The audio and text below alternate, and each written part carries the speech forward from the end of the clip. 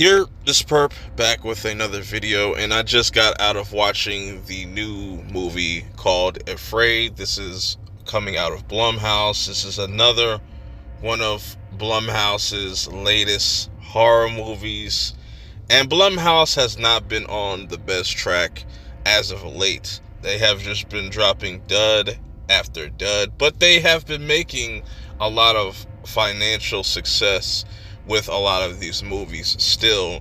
That's the reason why they're able to pump out trash as frequent as they are currently. So does this movie Afraid break the cycle? I'm just going to let you know, absolutely not. This still is one of the bigger issues with Blumhouse as a whole, but let me just talk about this story. So you got John Cho in he plays Curtis. He's a father. He has a wife, three kids, go by the name of Preston, Cal, and Iris being the oldest daughter. You know what I'm saying? They are just like regular people, you know what I'm saying, as they get introduced. But there's this weird kind of AI thing that comes into their life. It's operating system, kind of like a home assistant type of deal. Think of it like Alexa, but just on steroids. I could definitely also see this kind of fitting in with the whole thing that they're doing with Megan and how they're starting to make spin-offs. They might as well just kind of make this a standalone story within that universe. I don't know. But anyways, they get this AI assistant called Aya. How fucking clever, right? You have, even in the promotion, that it's Afraid, and you got AI that's in Afraid, and the AI's name is Aya. It's so fucking brilliant, you know? This movie really tries to be smart, and it's got some interesting ideas, but it's just done in a very lazy and dumb way. You know what I'm saying?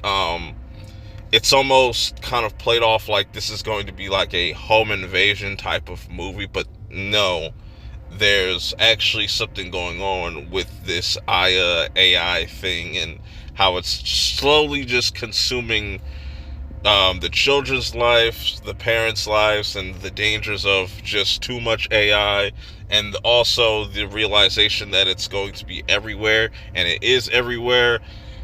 I see what Blumhouse was going for, but the execution was just poorly done overall. The dialogue is very cringe, and it's just very basic. It doesn't even try to be clever, and when it tries to be clever, it doesn't work. Like, everything it's trying to go for just really falls apart as the movie goes on.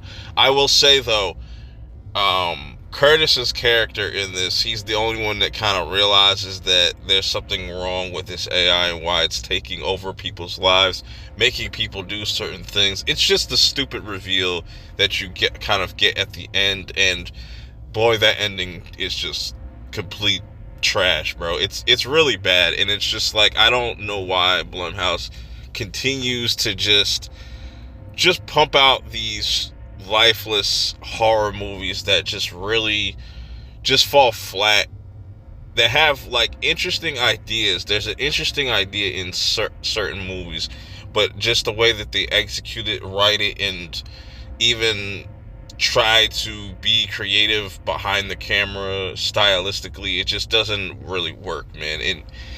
This just is going to continue with Blumhouse until they can get something that actually can stick. But for right now, you got other studios like A24 still putting out quality horror movies. You got Neon just really shining this year, along with Shudder, just putting out better quality, original ideas out there. Regardless of how people may feel about them, I feel like they're still doing a better job than Blumhouse, and Afraid is just up there with just a lot of their fumbles of lately, and I don't see them really turning it around for the rest of this year. You got Speak No Evil, which I'm not really looking forward to that.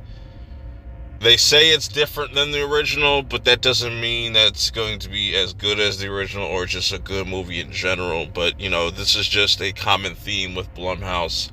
And I'll definitely be talking about this more on my podcast, The Horror Never Dies, this Saturday, because this is definitely going to be an interesting topic that needs to be kind of like talked about.